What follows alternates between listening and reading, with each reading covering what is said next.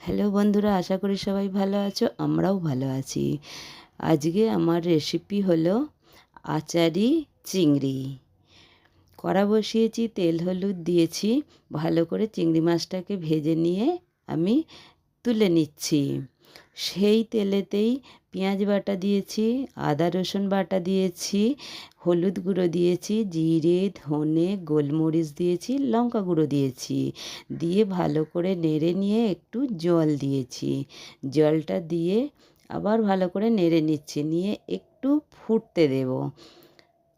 ফুটে উঠলে আমি তাতে চিংড়ি মাছগুলোকে সব দিয়ে দিয়েছি। চিংড়ি মাছগুলোর ভিতরে একটু যখনই দেখব যে ভালো করে একটু রসটা ঢুকে গেছে, তাতে নুন দিয়েছি, দিয়ে তাতে আমি হোয়াইট ভিনেগার দিয়েছি আর তেঁতুলের জল দিয়েছি।